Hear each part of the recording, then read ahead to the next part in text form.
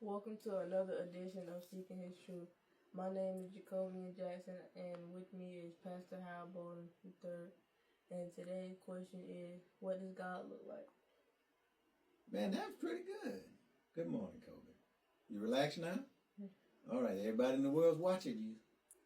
Good question. What does God look like? Well, usually it is not understood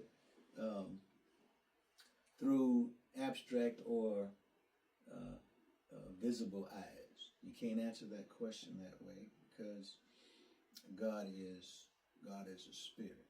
Now, young minds, if you can get this, often picture God in ways that they feel. For example,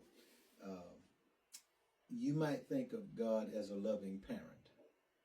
You might think of God as a bright light at times. You may think of him as an old wise man who, it just depends because children's imagination concerning God are unfiltered like adults are. Adults have a lot of baggage that we carry that children don't carry, and so we tend to define things differently. But even if the picture is as simple as a loving father, that's what God looks like. And the Bible does say that God is love. So from a theological point of view, that could be a truth.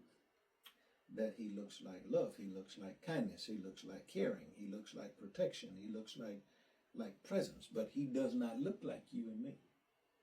So Jesus once said that suffer not the little ones to come unto me, for the kingdom of heaven belongs to such as these. And so what he's saying is that children don't approach God through complex ideas. They see God very simply. So, the first thing I want to tell you is God is not a physical form like you and I. John 4:24 says that God is a spirit. And of course, those of us who worship God must worship him in spirit and truth. So his form is not something like that wall that we can see.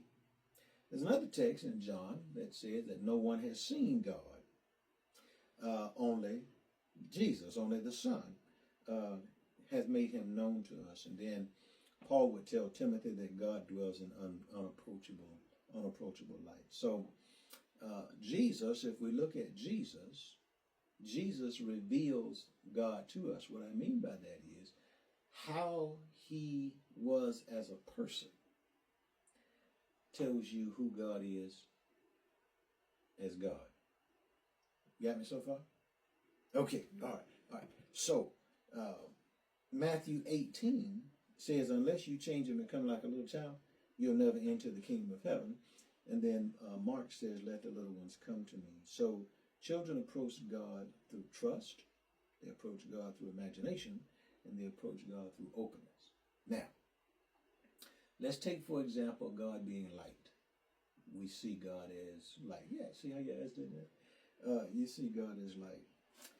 John says in John 1:5 that God is light. And in him there is no darkness at all. In other words, there is no evil that dwells within, guess who? Within God. So in summary, you gotta think of God as a spirit who does not have a physical form. Human eyes can't really comprehend him because he's not made of the same stuff that you and I are made of, flesh and bone.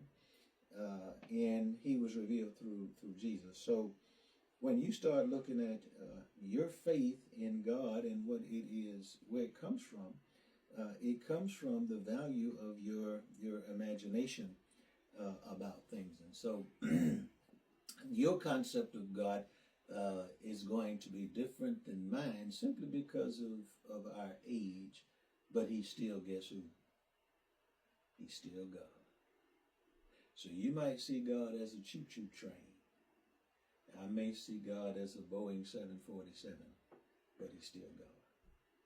So love and patience and kindness and gentleness and long-suffering or patience, if all of that exists, they are representative of who God is and what God looks like.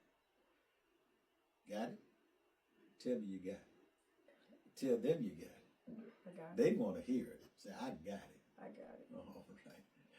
So that answers the question of who God is, at least through a child's eyes. And then on next week, we'll look at the rebellion of one called Satan and what the difference is, or at least the fundamental difference in who Satan is versus who God is. God bless you. Appreciate your question. Thanks for watching. And if you have any comments or questions, please feel free to leave them on our YouTube page at Leesburg, C-O, capitalized C. Thank you.